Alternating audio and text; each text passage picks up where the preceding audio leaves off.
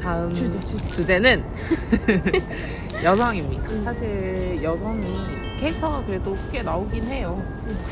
그런데 영화를 보면서 느낀 점은 그 캐릭터들이 좀 부수적인 역할로서만 사용되지 않았나. 주연 캐릭터로는 고아성과 배두나 배우가 등장을 하는데 가족의 형태 속에 두 사람의 역할이 굉장히 비슷하다고 느껴졌는데 바보 같은 아빠의 똑 부러지는 딸, 그 배두나 또한 구질구질한 가족 관계 속에 양궁 선수로서 그나마 잘난 딸, 그런 비슷한 형태 속에 비슷한 역할을 갖고 있다고 생각이 들었습니다. 그나마 이제 남주 역할이었던 배두나 배우는 막 경찰에게 따지기도 하고 지금 우리 말을 안 믿는다는 거 이런 식으로 괴물을 죽이려고 마지막뿐만 아니라 중간에도 각 잡고 양궁을 쏘려고 해요.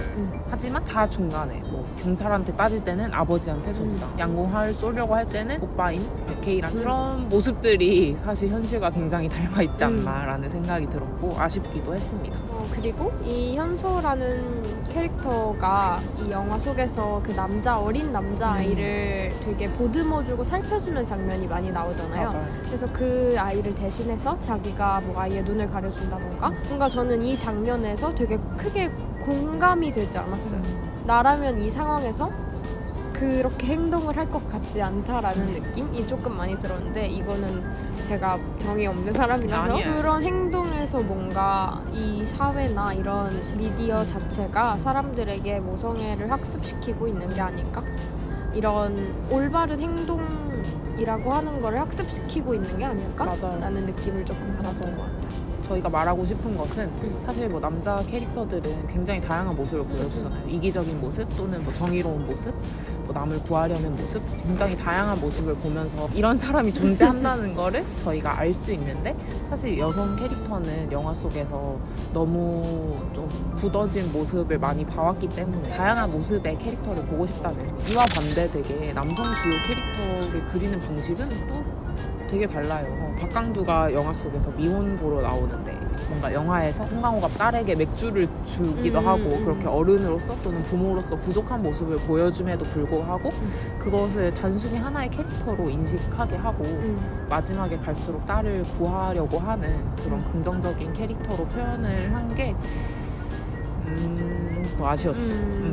이거랑 관련돼서 또 얘기를 드리자면 영화 속에 여성 조연들이 굉장히 많이 등장을 해요. 그죠? 기억에 가장 많이 남는 장면은 이게 헤드폰을 쓴 여자, 그 정말 유명한 장면이잖아요. 그리고 여러분들 보셨을지 모르겠지만 남이란 배우가 나와요.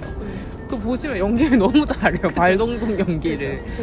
그리고 또 박강두가 현서인 줄 알고 손을 잡고 뛴 여학생 고수희 배우. 맞아요. 굉장히 유명한 이렇게 맞아요.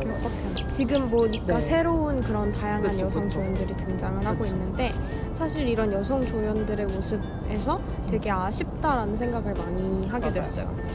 왜냐하면 다들 너무 협박을 당하고 도움을 요청하는 이런 수동적인 느낌을 주는 조연들이 많았고 성격을 파악할 수 있는 조연들이 없더라고요. 이와 반대로 남자 조연들을 생각을 하면 뭐 괴물과 맞서 싸우던 정의로웠던 도널드 하사관, 박해일이 도움을 요청했던 하지만 이제 뒤로는 경찰과 연락을 하고 있었던 뚱개바라, 괴물의 죽음에 결정적인 역할을 했던 노숙자까지 이 사람들이 어떻게 보면 각자 자기 주관이 다 있잖아요. 좀 어느 정도 중요한 역할을 갖고 있었는데 그 여성 조연도 그런 식으로 표현이 됐었다면 더 좋지 않았을까. 그리고 가장 놀라운 장면이 나오죠. 너무 충격적이었어요. 이 장면은 정말 이런 장면을 이렇게 썼었어? 진짜 같이 놀랐던 장면인데 간호사가 등장했던 거 모두 기억하시나요? 기억을 못 하실 수도 있을 거예요.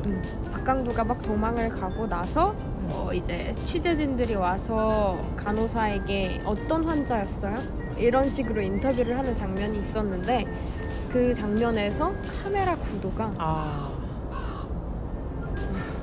좀 저는 보면서 진짜 깜짝 놀랐어요. 아니 이걸 이렇게 그대로 내보낸다고? 이 정도 생각이 들 정도로 정말 불법 촬영의 각도로 좀 충격이었죠. 그걸 아무 필터링 없이 그거를 그대로 내보냈고, 사실 저 또한 예전에 봤을 때는 아무 필터링 없이 그걸 봤으니까. 이게 뭐 물론 언론을 비판을 하기 위해서 언론이 진실을 보여주는 게 아니라 이런 쓸데없는데 카메라를 소모를 하고 있다라는 거를 표현을 하기 위해서 이렇게 카메라 구도를 잡은 거일 수도 있지만, 그렇다고 해도 조금 지나치게 그쵸, 불필요한 맞아요. 장면이 아니었나라고 맞아요. 생각합니다. 네. 비니? 저희의 마지막 주제는 바로 돈인데요. 사실 이 돈이 등장하는 장면이 굉장히 많잖아요. 노란 방역복을 입은 사람들이 트럭에서 갑자기 내려가지고 바닥에 떨어진 돈을 주우려고 내리다가 그래서 괴물에게 그쵸. 죽임을 당하는 장면이라던가, 아니면은 한강에 몰래 들어가려고 했던 그 박강두의 가족들에게 비리 이런 돈을 요구를 하는, 다른 건 다 훔쳐가지만 돈은 훔쳐가지 않는 어린아이들, 이런 다양한 장면들에서 돈이 등장을 해서 이 영화에서 돈에 대해서 이야기를 하고 있구나 라는 거를 누구든 다 느낄 수 있었을 것 같은데요. 그렇죠. 그러니까 이거를 총 정리할 수 있는 그 키워드가 원효대교라고 생각합니다. 윙스러울 수도 있을 것 같은데, 영화에서 원효대교가 등장하는 거 아시죠? 방역복을 입은 사람들이 농담처럼 원효대교는 원효대사랑 관련이 있어서 원효대교야? 이런 대사를 던지죠. 네, 저는 뭔가 딱 그렇게 대사를 친 부분에서 감독님께서 어느 정도는 이 원효대교와 원효대사를 연결지어서 생각을 할 수 있게 사람들에게 미끼를 던져본 것이라고 생각을 물어보았어. 하거든요. 원효대사 이야기는 모두 아시죠? 네. 그죠? 알고 있죠. 정말 유명한 누구나 이야기죠. 떠올릴 만한 원효대사 하면 해골물. 사실은 뭐 이게 학계에서 인정을 하지 않고 있지만 저희가 이야기를 하는 거는 이 원효대사 이 이야기를 하면 누구나 해골물을 떠올리고 누구나 무덤을 떠올릴 수 있는 거잖아요. 그래서 이거를 의도를 해서 감독님께서 이 부분을 넣지 않았을까라는 생각에 저희가 이걸 이야기를 하는데, 여기에서 이거를 뭔가 우리 세상으로 바꿔서 생각을 해보자면은, 우리가 지금 좋아하는 돈과 권력이라는 것이 지금은 달콤하고 시원한 물처럼 느껴질 수 있지만, 사실 이 무덤 밖에 나왔을 때 그거는 별 의미 없는 그쵸. 해골물이거든요. 그런 돈과 권력 그런 것만 중요하다고 생각하고 사는 그런 우리에게 생각할 만한 거리를 던져준 게 이제 원효대교로 표현이 된 게 아닌가. 비니? 저희가 그래서 전반적으로 이 괴물에 대한 이야기를 했는데, 이 괴물에서 시사하고 있는 문제점들이 굉장히 많잖아요. 저희는 영화에서 보여주고 있는 문제점, 영화가 내포하고 있는 문제점, 이렇게 해서 총 3가지가 있다고 봤는데, 그런 문제점들이 영화가 개봉했던 2006년 7월 17일과 현재 2020년 7월 17일 아니었다. 아니야? 27일. 27일. 죄송해요. 비교했을 때 얼만큼 뭔가 달라졌는지, 뭐가 바뀌지 않았는지에 대해서 생각을 해봤습니다.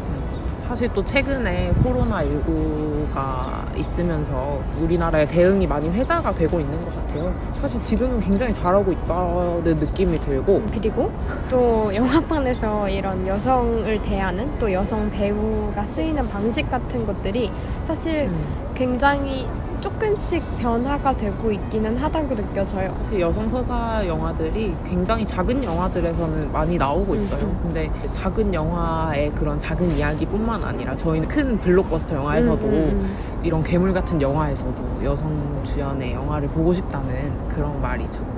네. 합동 장례식이라고, 맞아요. 단체 단체 장례식이라고 장례식? 하나요? 계속 우리 현실에서도 그 장면을 계속 저희가 목격을 맞아요. 할 수가 있는데, 그런 것들을 봤을 때 현대 사회가 저희가 생각한 것만큼 많이 바뀌지 않았구나 라고 생각을 하게 맞아요. 됐고, 또 그런 모습들을 그리는 언론의 모습, 태도 역시 생각보다 많이 바뀌지 않았다라는 생각이 들었습니다.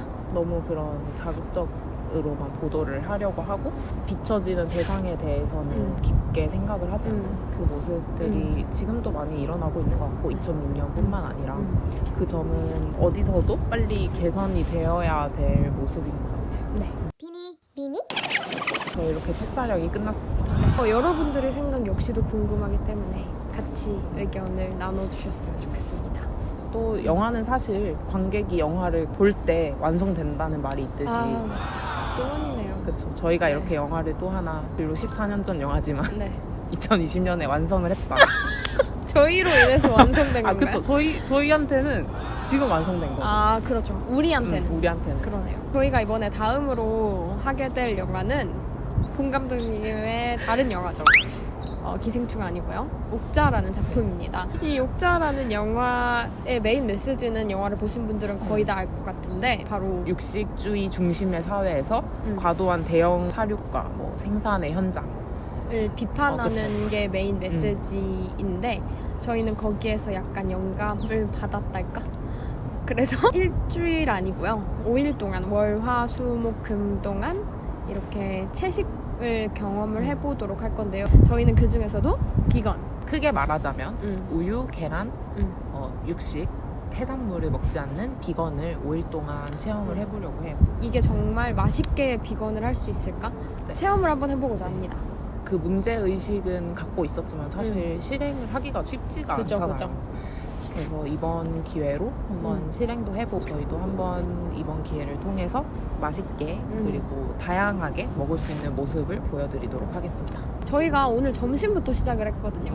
오늘부터 딱 시작을 해서 점심을 같이 먹고 왔는데 저희의 점심이 궁금하신 분들은 모두 다음 영상을 보러 가주시면 될 것 같습니다. 지금까지 미니 빈이었습니다.